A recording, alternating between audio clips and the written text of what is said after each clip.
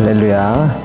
온라인으로 예배드리는 성도님과 가정 가운데 하나님의 평안과 능력이 함께 하시기를 간절히 축원합니다. 지난주 삭개오에 두 가지 특징이 있었다고 했습니다. 그 첫 번째는 세리장이었다는 것이었고, 나머지 하나는 키가 작다라는 것이었습니다. 키가 작다는 평생의 걸림돌을 가진 삭개오는 어떻게 했습니까? 오히려 디딤돌로 삼았습니다. 그는 포기하지 않고 돌 무화과 나무에 올랐고, 그래서 예수님과의 감격적인 만남을 이루게 됩니다. 오늘 본문 누가복음 19장 5절 말씀 함께 읽겠습니다. 예수께서 그곳에 이르사 쳐다보시고 이르시되 삭개오야 속히 내려오라. 내가 오늘 내 집에 유하여야 하겠다 하시니, 삭개오가 돌 무화과 나무 위에 올라갔기 때문에 예수님이 그를 쳐다봤던 겁니다. 그렇게 삭개오를 주목하신 예수님께서는 그에게 속히 내려오라 말씀하셨습니다. 왜 내려오라 하셨던 걸까요? 예수님께서 그의 집에 머물기로 작정하셨기 때문입니다. 내가 오늘 내 집에 유하여야 하겠다, 이렇게 말씀하지 않았습니까? 집에 머물겠다는 것은 무슨 의미이겠습니까? 잘 데가 없으니 하룻밤만 신세지자, 단순히 이런 의미였을까요? 아닙니다. 이건 삭개오야, 내가 너와 깊은 교제를 함께 나누고 싶구나, 이런 뜻입니다. 쉽게 이야기해 친해지고 싶다, 그런 뜻이죠. 흔히 사람이 친해지려면 세 가지를 하면 된다고 합니다. 함께 음식을 먹고, 함께 목욕을 하고, 함께 잠을 자면 사람은 자연스럽게 친해진다는 것이죠. 그래서 우리들은 친해지려고 여행도 가고 하는 것 아니겠습니까? 그런데 요새 식당에 가보면 안타까운 모습들을 자주 목격하곤 합니다. 분명 가족들이 식당에 와서 음식을 먹으려고 기다리는데 서로 뭐만 쳐다볼까요? 스마트폰만 봅니다. 서로 아무 말 없이, 아빠, 엄마, 자녀 할 것 없이 그냥 다 각자 스마트폰만 나오다가 음식이 나오면 또 말 없이 그 음식을 먹고, 그런 다음에 음식을 다 먹은 사람은 또 자연스럽게 스마트폰을 보고 있다가 다 먹게 되면 누군가 그만 갈까? 그렇게 이야기하면 자리에서 벌떡 일어나 다시 돌아가는 모습, 이런 모습을 한두 번 본 게 아닙니다. 스마트폰이 정말 편리한 도구이지만 안 좋은 점도 정말 많습니다. 무엇보다 스마트폰으로 카톡이나 페북 등 SNS를 많이 하면서 미국, 캐나다, 영국 등 지구 반대편에 있는 사람들의 안부는 자주 물으면서 정작 눈앞에 있는 사람에게는 소홀해지고 있습니다. SNS로 뭐 대단한 걸 하는 게 아닙니다. 별 시답지 않은 이야기 나누느라 정신을 빼앗겨 정작 눈앞에 있는 가족들을 건성건성 대하고 집중하지 못하는 것이죠. 이래서야 되겠습니까? 그래서 몇 년 전 로마 가톨릭 프란치스코 교황은 현재를 살아가는 우리들에게 다음과 같은 계명이 필요하다고 이야기했습니다. 식탁에서는 스마트폰을 내려놓고 가족과 소통합시다. 뭐 대단한 계명을 이야기하는 게 아니라 식탁에서 가족들이 식사를 할 때만큼이라도 스마트폰을 내려놓자, 그런 이야기입니다. 이번 한 주 식탁 앞에서 이 원칙을 지켜보십시오. 식사할 때만큼은 다들 스마트폰을 다 내려놓으십시오. 그리고 앞에 있는 소중한 사람에게 집중해 봅시다. 그러면 자연스럽게 할 말이 생기고 교제가 이루어질 겁니다. 예수님께서도 교제하고 싶어서 삭개오에게 내 집에 유하여야 하겠다 하신 겁니다. 그냥 스쳐 지나가는 만남이 아니라 삶을 변화시키는 깊은 만남을 갖고 싶었던 것이죠. 이 이야기를 들은 삭개오는 어떻게 했을까요? 정말 그는 뛸 듯이 기뻐했습니다. 자신은 그저 예수님의 얼굴 한 번이라도 봤으면 하는 마음으로 돌 무화과 나무에 오른 것인데 그 예수님이 자신의 집에 오시겠다니 너무 황송하기도 하고 감격스럽기도 했습니다. 그래서 삭개오는 6절 말씀처럼 했습니다. 급히 내려와 즐거워하며 영접하거늘. 예수님의 말씀이 떨어지자마자 급히 내려와서 예수님 저희 집으로 가시죠. 너무나 즐겁고 행복해 했던 겁니다. 그런데 그 모습을 보며 안 좋게 여기는 이들이 있었습니다. 그들은 예수님이 삭개오의 집에 가시겠다고 하자 뒤에서 궁시렁궁시렁 거렸습니다. 7절 말씀입니다. 무사람이 보고 수군거려 이르되 저가 죄인의 집에 유하러 들어갔도다 하더라. 이들은 예수님이 어디에 들어간다고 했습니까? 죄인의 집에. 이들은 왜 이렇게 이야기했던 걸까요? 무엇보다 이들은 삭개오보다 자신이 더 나은 사람이라고 하는 착각에 빠져 있었습니다. 삭개오는 죄인이요. 자신들은 의인이라는 거죠. 그런데 예수님이 굳이 의인인 우리한테 오지 않고 저 삭개오의 집에 간다고 하니 이해할 수가 없다. 그런 반응을 보였던 겁니다. 정말 그럴까요? 결코 그렇지 않습니다. 자신들만의 착각이었습니다. 백종원이라고 다들 들어보셨을 겁니다. 음식 관련 방송에 워낙 자주 나와서 다들 백종원이라고 하는 인물에 대해서 들어보셨을 겁니다. 백종원은 더본 코리아라고 하는 요식업계 체인의 대표이사로서 요리에 있어서 일가격이 있는 그런 사람입니다. 더본 코리아 산하 음식점 브랜드만 해도 백다방, 홍콩반점, 한신포차, 연돈 볼카츠 등 수십 개에 이릅니다. 이렇게 수십 개의 외식 브랜드를 성공적으로 런칭한 만큼 다양한 사업 경험을 바탕으로 자신만의 노하우를 가지고 백종원은 방송에 나와 많은 음식점들 컨설팅을 해주곤 합니다. 한 번은 장사 준비 노하우라고 하는 제목으로 어떻게 음식점 창업 준비를 해야 하는지에 대해서 방송한 적이 있습니다. 이때 백종원은 이야기하길 음식점 창업하기 전에 흔히 잘 되는 식당에 돌아보곤 하는데 잘 되는 식당이 아니라 안 되는 식당에 가야 한다고 이야기했습니다. 왜 안 되는 식당에 가야 하냐? 음식점 개업 준비하는 사람이 잘 되는 식당에 가면 음식을 먹기 위해 늘어선 긴 줄 보고 또 계산하려고 아우성인 식당을 보며 저기 다 내 건데 이런 생각을 한다는 겁니다. 욕심부터 난다는 거죠. 그러면서 잘 되는 식당 음식을 맛보며 뭐 이 정도는 나도 하겠어 이런 생각을 갖는다는 겁니다. 그럼 가게 문도 열기 전에 성공한 기분부터 든다는 거죠. 내 음식 솜씨면 말이야 저 식당보다 더 잘 될 거야. 이렇게 혼자 행복 회로를 너무 쉽게 돌리게 됩니다.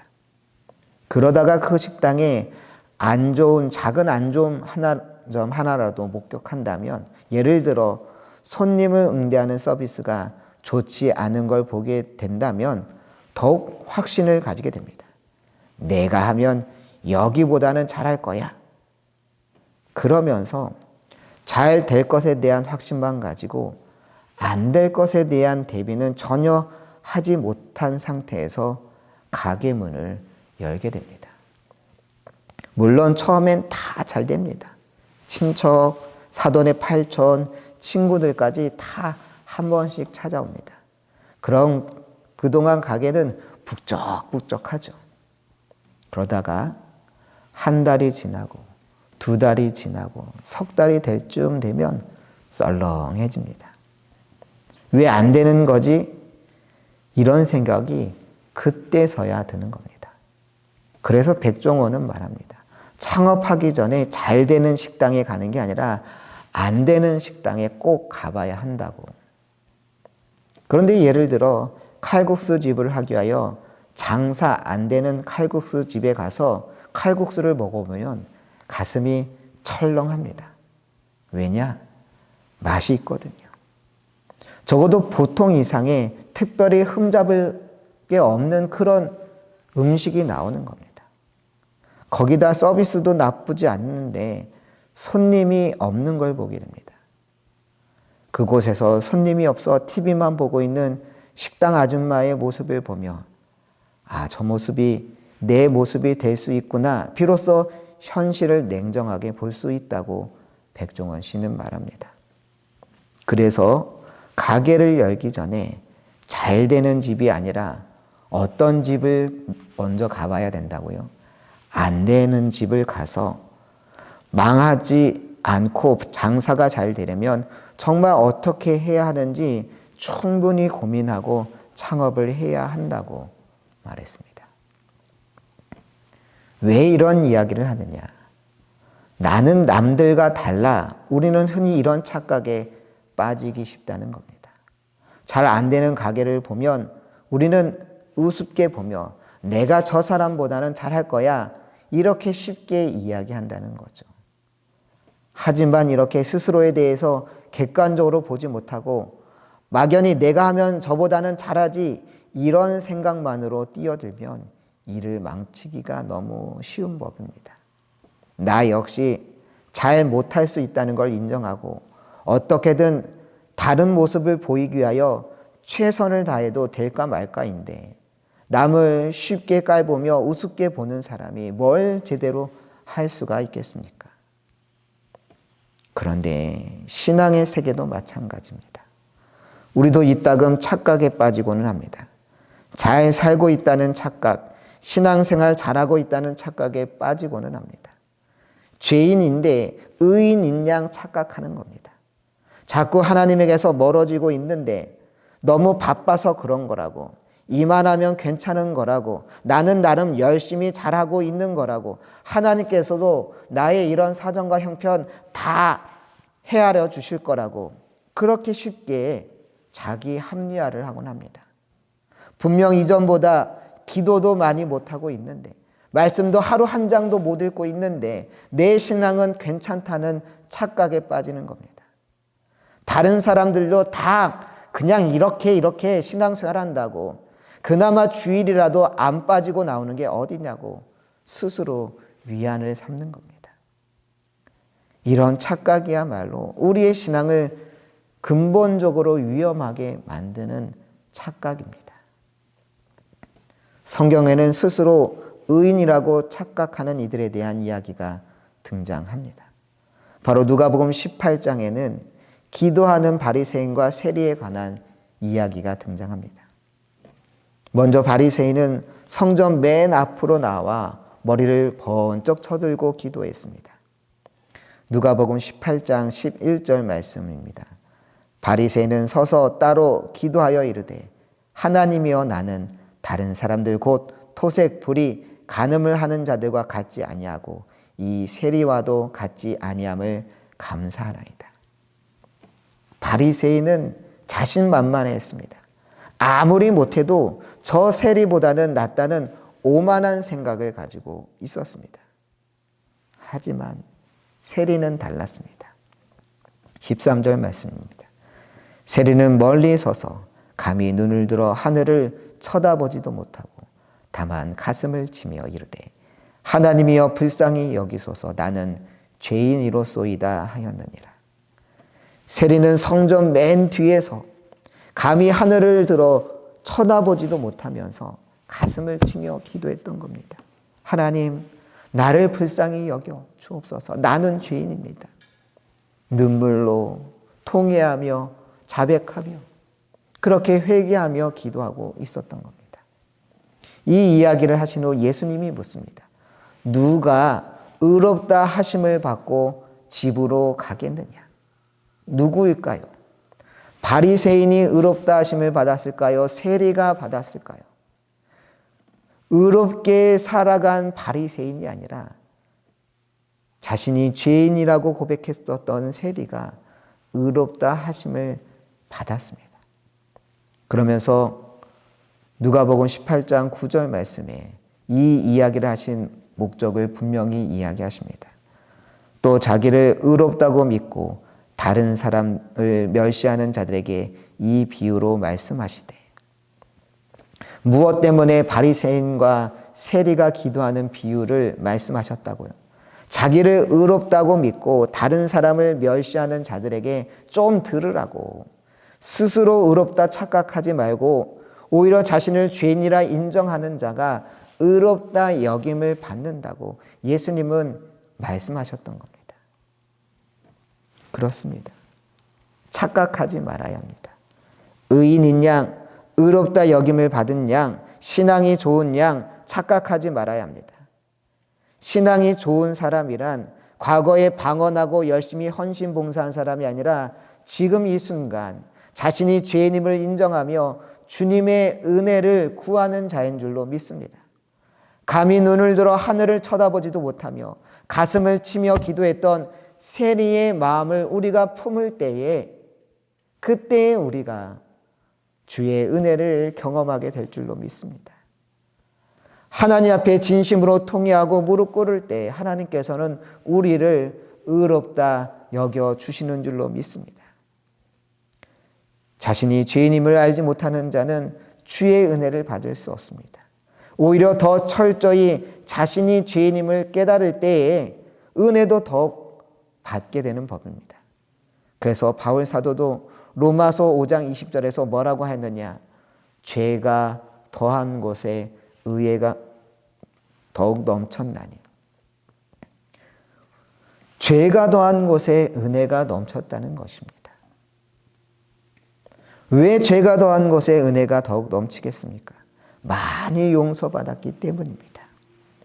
자신이 얼마나 죄인인지 깊이 깨닫는 자가 주의 은혜도 더욱 깊이 깨닫게 되는 줄 믿습니다. 다시 본문으로 돌아가 저가 죄인의 집에 유하러 들어갔도다라고 하는 사람들의 수군거림을 삭개오 역시 듣게 됩니다. 삭개오는 당황했고 속이 상했습니다. 자신 때문에 예수님이 욕 먹는다고 생각하니 가슴이 너무 아팠던 겁니다. 이게 다 자신이 지금까지 잘못 살아왔기 때문이라는 것을 너무나 잘 알 수 있었죠. 지금까지 오로지 돈만 밝히며 악착같이 다른 사람 눈에 피눈물 나게 하면서 그렇게 돈만 바라보며 살았던 자신의 인생이 후회가 되었던 겁니다. 그래서 삭개오는 8절과 같이 말합니다. 함께 읽겠습니다. 삭개오가 서서 주께 여짜오되 주여 보시옵소서. 내 소유의 절반을 가난한 자들에게 주겠사오며 만일 누구의 것을 속여 빼앗은 일이 있으면 내 갑절이나 갚겠나이다. 삭개오가 무엇 때문에 사람들로부터 매국노라고 하는 욕까지 얻어먹으며 세리장을 했겠습니까? 동족의 어려움을 외면하고 나라를 팔아먹으며 세리라는 일을 계속했었던 것은 바로 돈 때문이었습니다.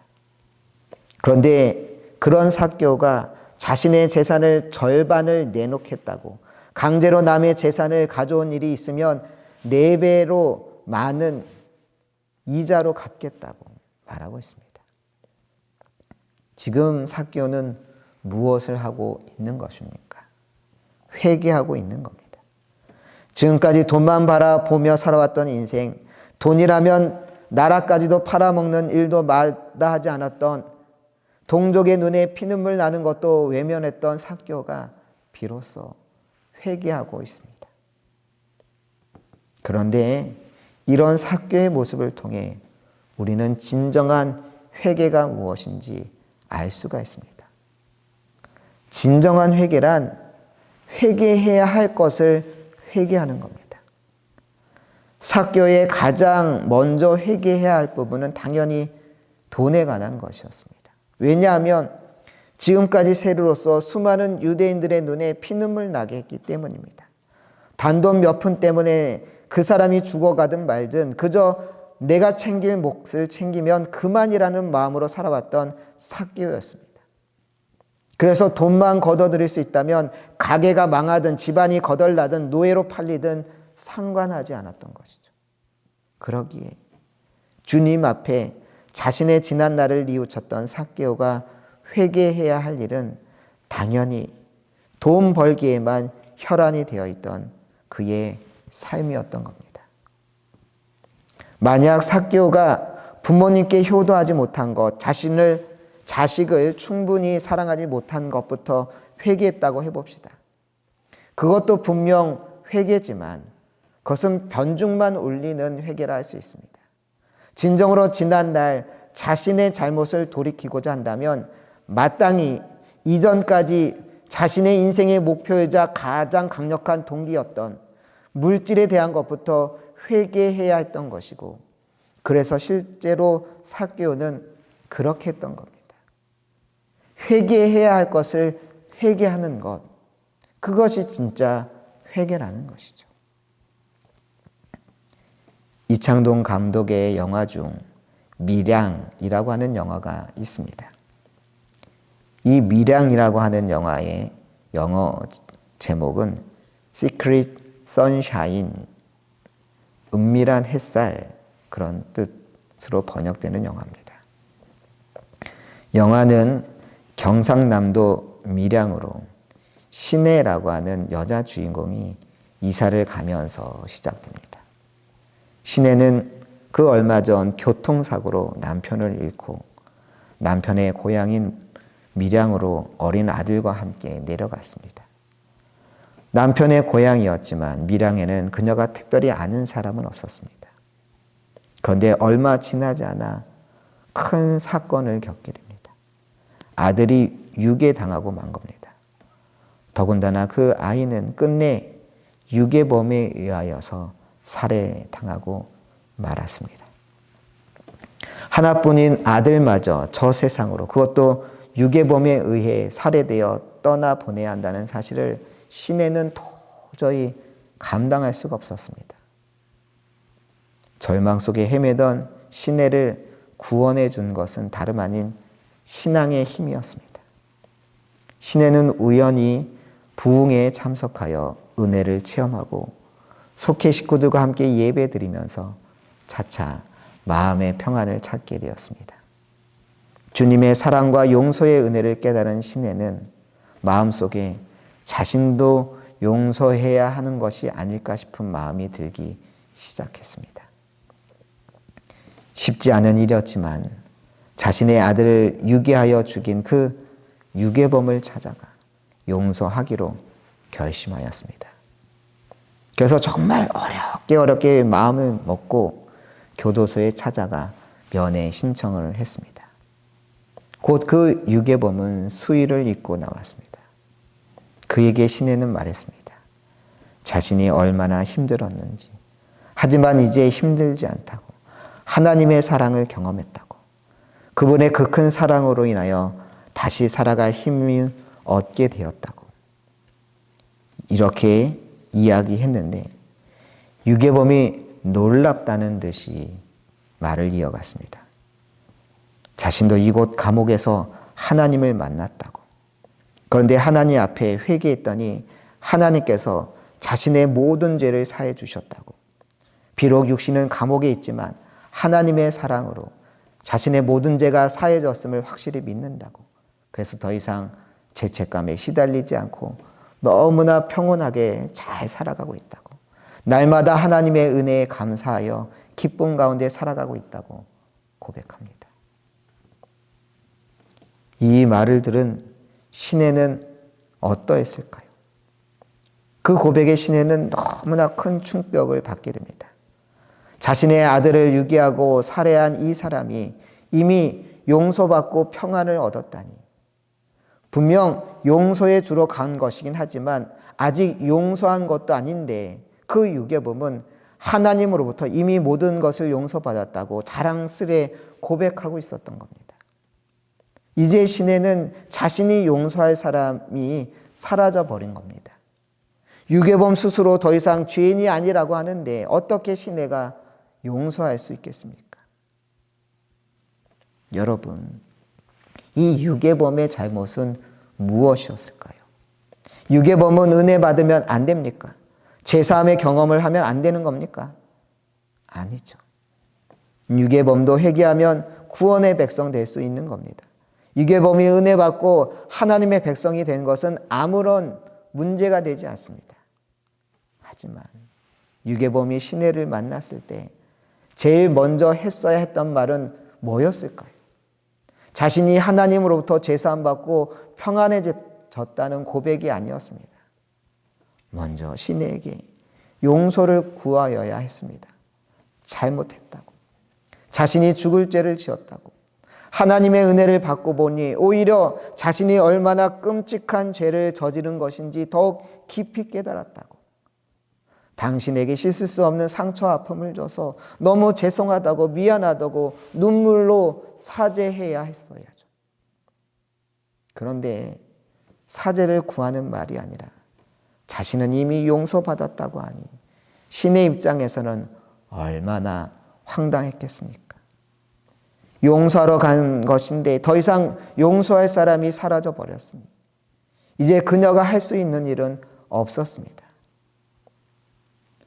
영화를 보면 이후 시내는 신앙에서 완전히 돌아서 버린 모습이 등장합니다. 자신을 신앙으로 인도했던 장로님을 타락시키기 위하여 일부러 성희롱하기도 하고 예배 때 예배를 회방 놓기도 하고 이 모든 상황을 감당할 수 없어 하나님을 원망하며 소리 지르며 난리를 칩니다. 얼마나 가슴 아프면 그렇게 했겠습니까? 이 밀양이라고 하는 영화는 우리에게 진정한 회개가 무엇인지 다시 생각해 보게 만듭니다. 진정한 회개란 회개해야 할 것에 대해서 바로 회개하는 겁니다.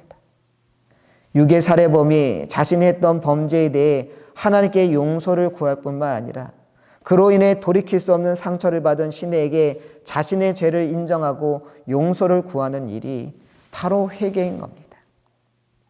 그러기에 삭개오의 회개는 진정한 회개였다 할 수 있습니다.